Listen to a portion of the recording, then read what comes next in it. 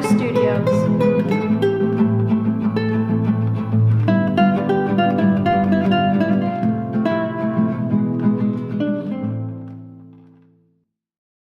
Good morning. It is Tuesday after the long weekend. Had a fantastic weekend. One of the things I'm most stoked about was the fact that we recorded a little intro track, which you just heard. And the purpose of this podcast is to meld that intro track into the opening of the podcast with a little bit of artwork and see how that looks, and hopefully this goes well. I'm going to try not to do all the edits. It must be super annoying for those of you who are listening. Sorry about that. I'm just, these first few little episodes are me just trying to work out shit to get a flow in the morning as well of coming out here and setting up a pattern of recording a podcast and then spending some time editing it and then going back into town and getting some bandwidth and uploading the files so that you can see it. Hope this gets interesting in a bit. I think the horses will add quite a bit to the podcast, and hopefully the conversations I have with friends and guests and so on do as well. The purpose of the podcast is really to kind of, as I say in the website, is to entertain, educate, and connect people to nature. And that's not quite it, because it's to educate, entertain, and inspire by connecting people with nature and hopefully a little bit of creative ways. We're going to concentrate on the horses through the summer and then hunting through the fall, and catch some video of the action in the Squamish Valley, Upper Squamish Valley, and do some deer hunting and maybe some bear hunting. So I know this may not appeal to a lot of people, and this might be hard to comprehend maybe for some, but very much here, myself, my friends, and everyone, our animal lovers, we're very connected to nature and only getting deeper. And part of that experience is hunting and hunting ethically. And which means, making a clean shot as well as doing, participating in a hunting in a way that is ecologically sustainable. And there's also a lot of black bears, and black bear meat's good. So, and it makes for interesting hunts and a little variety in your meat selection through the year. So, outside of that, really this podcast is to see how this just sucks ass. Wow. Gotta have a conversation with someone.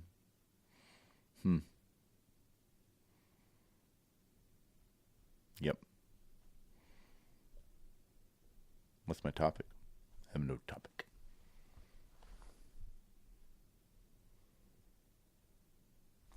I do have a topic. I'll also finish that little bit about empathy. Sorry, I'm back. I'll have to make a few cuts because there's going to be long moments of staring. I'm trying to catch this with as few interruptions as possible. It is kind of weird right now looking into a camera and seeing yourself and trying to talk to as if you're talking to someone else. And but I think that will get better as I start having conversations and making this really a podcast about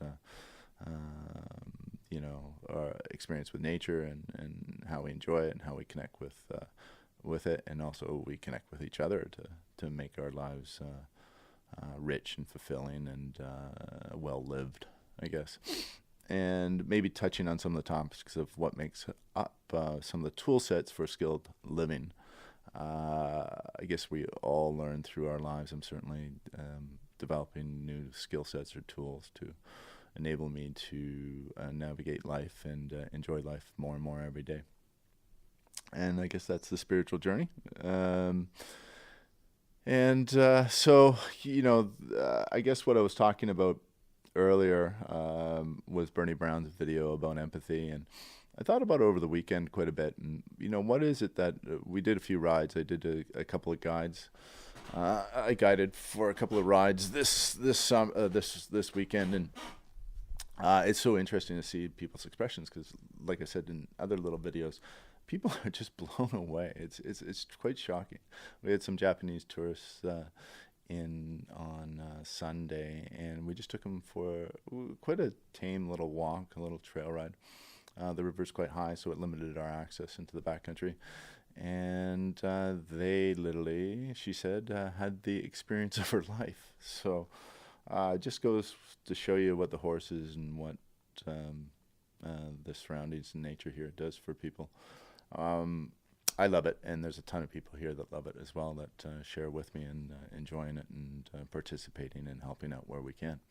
So that's the connection with Mountain Horse Studios and Diamond Head is they're dear friends, and I've done some guiding with them over the years now, um, I love just shooting this podcast project down here. And I just discovered the tack room and how it kind of looks cool and it keeps me out of the rain. And maybe we can set up some lighting so it's a little bit more consistent.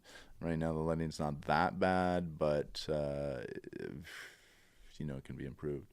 The sound quality I'm super stoked on.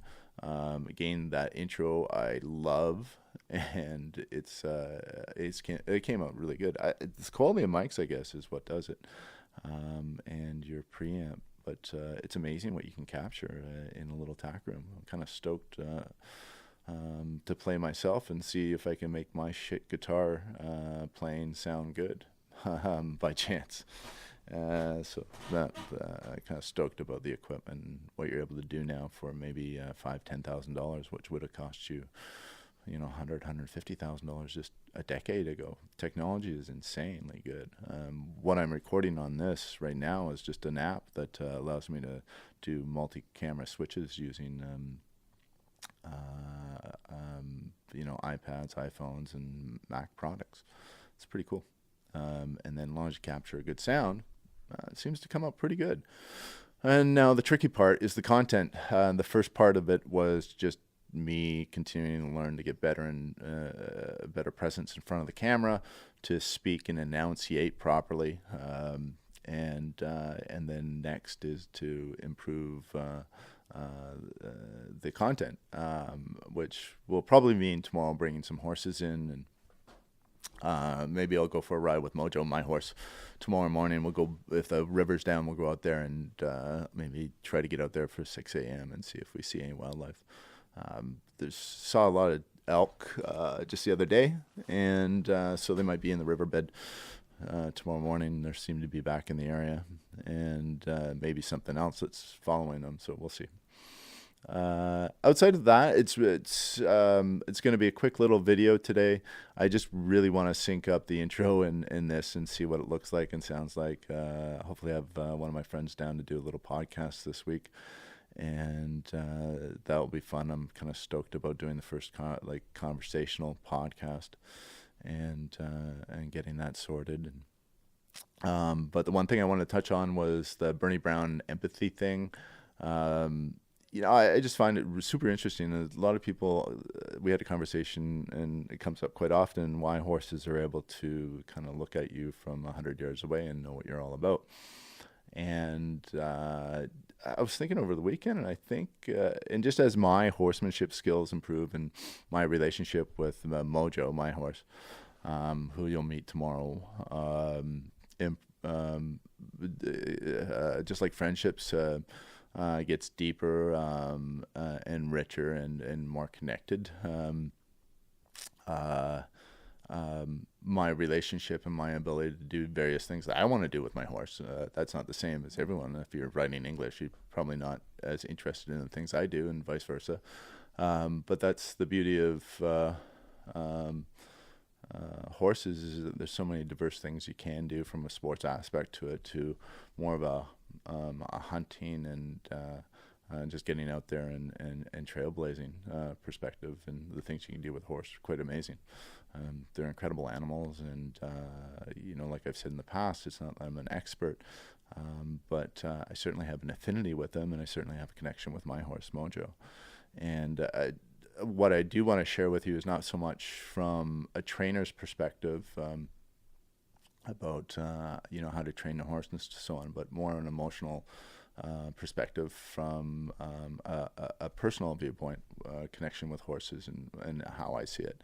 And just circling back to Bernie Brown is, without that empathy connection, you're really not going to go to the next level with the horsemanship stuff.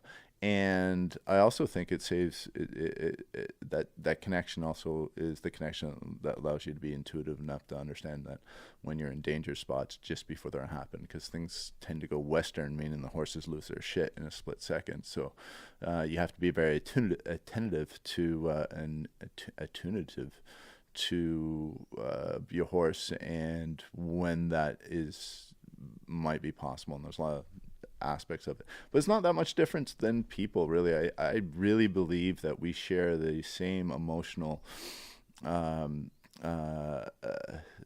bandwidth with probably a lot of animals.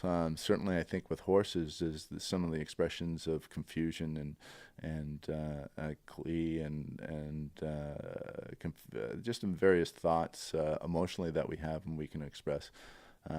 Certainly fear being one of them, they feel. And so I think we do share a common language. So when they look at us, we hide primarily behind our personas, which they have nothing of, but in our personas, or we hide in the shadows. We may be thinking we're fooling other people or ourselves and stuff, but our body's communicating in ways that I think we've lost touch with, because we've lost touch with our emotional empathy with one another, ourselves, and with other animals. And so our bodies are communicating actually our state of presence quite effectively, and the horse is picking up on that, and I don't think it's anything mystical. It's essentially just the subtleties in your body language. Certainly being around horses allows me to read people better and understanding what states they're in. I was able to read certain levels of body languages, but I can sense the states that people are moving through, whether it's feeling completely comfortable and open to feeling closed down and anxiety and fearful. And it's very much the same with horses, and you don't get that from a sympathy point of view. You get that through empathy.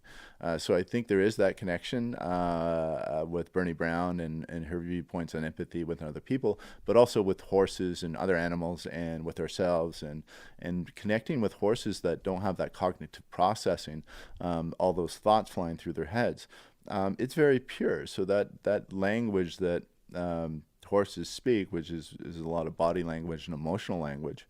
Emotions displayed through the body that communicate a very direct information to other horses and to ourselves. We're doing that. However, I think we've lost that connection. So we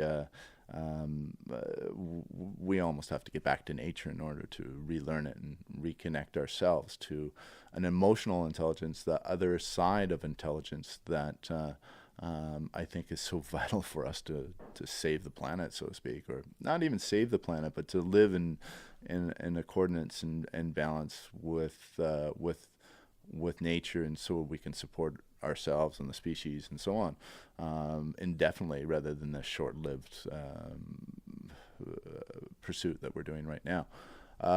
So I feel strongly that we need to connect with nature. I see that disconnection with myself and with other people. And it's alarming how far it's getting with some people, is that just touching a horse is also something very dramatic, and it's wonderful, and I guess in a way, I'd love to have everyone to have that experience, but there's just such a disconnect between nature and city life a lot of times, and you see it in people, and it's great that they have this experience. Hopefully it inspires them to go out and enjoy nature more, and the more we enjoy nature, the more that we're more likely to protect it in meaningful ways, and not just in we would like to, but that we actually put pressure on forces that be to protect our environment. And so, again, I think horses are a cool way to connect people to nature in very profound and meaningful and powerful ways. So that's why I'm down here. And that Mountain Horse Studios is down here at Diamond Head. I want to support their organization, and it's a super cool place to hang out and do a little video podcast project. So that's that Bernie Brown thing. I don't know if it made much sense, but hopefully it was interesting to a few. I'm going to close off real quick. I just want to,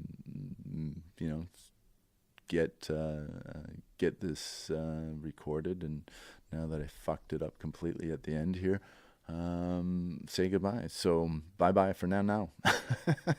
Fuck me. Jesus Christ. Anyhow, bye for now. Okay. See you later. No, seriously, I gotta go. No, this is just stupid. But I'm still doing it.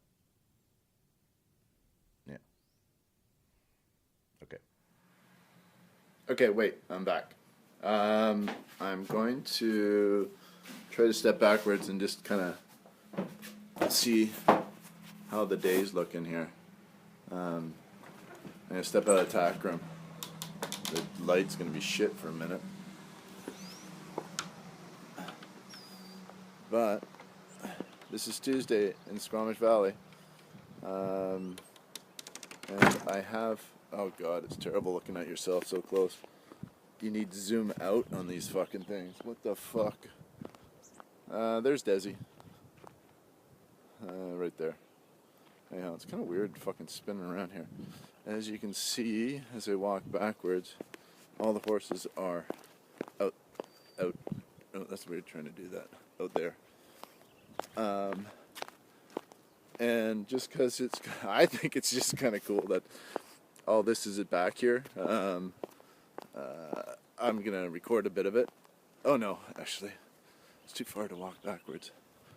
I'm going to walk over here because the horses are just... Oh, this doesn't have the image stabilization, so it's going to be fucked. I'm not going to do too much walking. As you can see, the horses are some of them are just lying around the dirt. That's it. Just wanted to show you what the day looked like. And hope everyone else enjoys the day as much as I'm about to. Bye for now.